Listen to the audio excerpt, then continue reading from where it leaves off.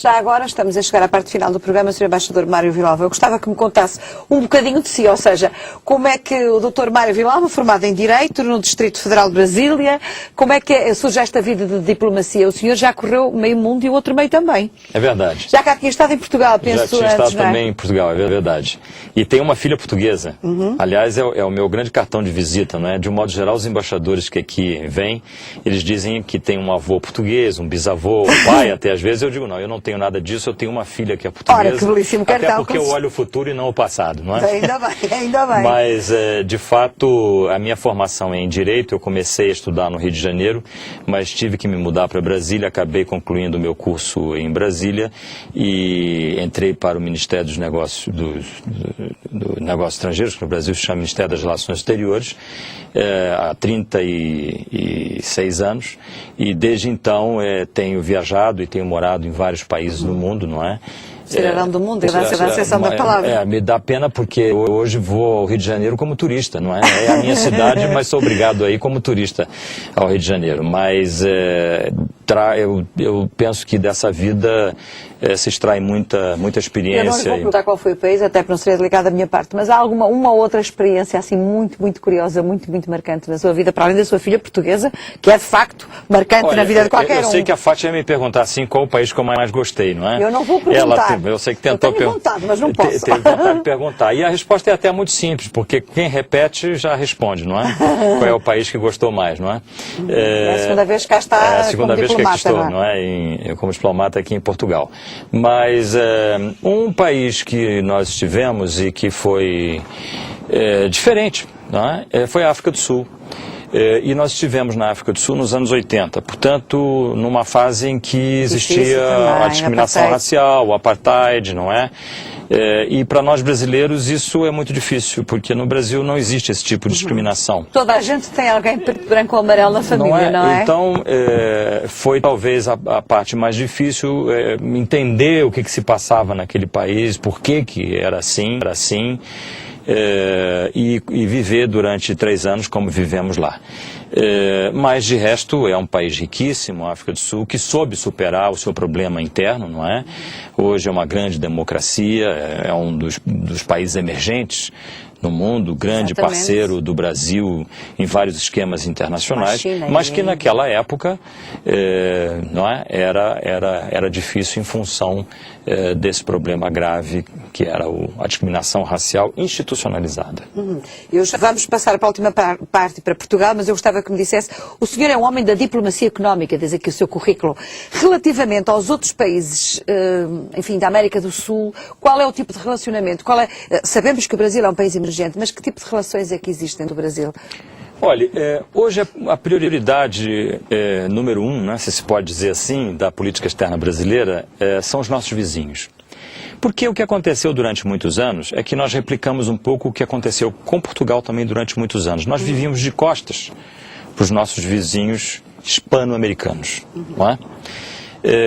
Até que nos demos conta que nós não poderíamos viver isolados, não é? Olhando apenas a Europa, olhando apenas os Estados Unidos.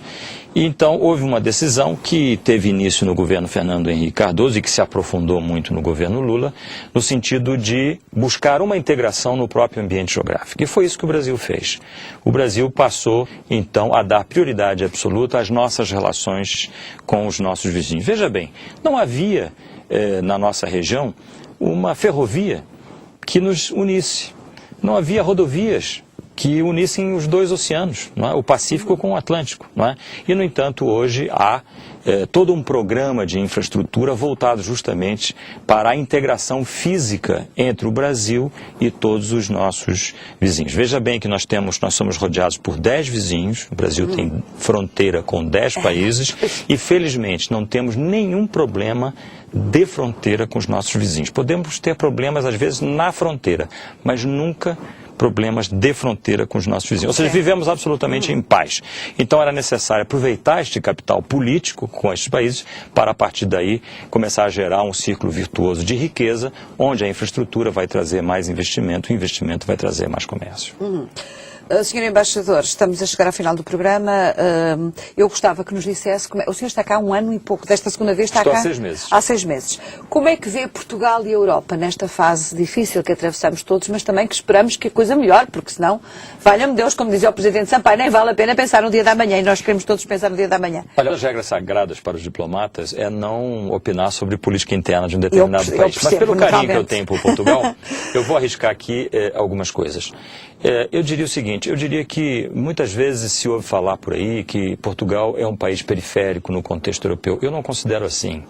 Eu não considero assim porque eu acho que Portugal tem capacidades específicas que muitas vezes não está usando. Por exemplo, a própria índole do português é uma índole diferente do espanhol, do italiano, do francês, do alemão, etc. E esta índole é uma índole que serve muito para a articulação política, que no fundo foi a que nós herdamos no Brasil, da mesma forma que nós brasileiros somos diferentes no nosso comportamento dos nossos vizinhos, não é? Portugal também tem essa diferença em relação aos seus vizinhos. Então Portugal, a meu ver, tem uma grande capacidade, uma habilidade, um talento extraordinário para a articulação política. E eu acho que Portugal deveria utilizar isso no contexto europeu, como um grande articulador dentro do seu próprio contexto geográfico. Para além do fato, obviamente, que é o país mais ecumênico, é o país mais universal. Portugal está na origem da globalização. Portugal sabe ver o mundo a partir da perspectiva da China, a partir da perspectiva do Japão, a partir da perspectiva do Brasil, a partir da perspectiva da Índia, a partir da perspectiva da África, porque esteve nesses lugares todos. Portugal é capaz de ver o mundo a partir de outras perspectivas e não apenas da perspectiva europeia, como muitos dos países europeus só conseguem ver o mundo a partir da sua própria perspectiva. Então eu acho que esta qualidade portuguesa deveria ser mais usada em benefício da própria integração europeia e, em última análise, em benefício do próprio país nesse contexto da União Europeia. E é em relação, portanto, a Portugal, neste contexto europeu, o senhor está acabado de dizer que devíamos, os portugueses, os brasileiros, todos nós temos um pouco a noção que gostam muito de si próprios. Os portugueses acham que são assim um bocadinho tristes como o fado, ou não? Ou isto é coisa passageira e é coisa que se diz lá fora? Não acho que sejam tristes, não. São muito alegres os portugueses, não é? Afinal de contas, nós também no Brasil, nós somos alegres e herdamos alguma coisa de Portugal, né? Não é? Então, não acredito que sejam tristes, não. São alegres, acho que são otimistas e não tenho dúvida nenhuma que vão ultrapassar as atuais dificuldades com facilidade e uma nova era para Portugal virá prontamente.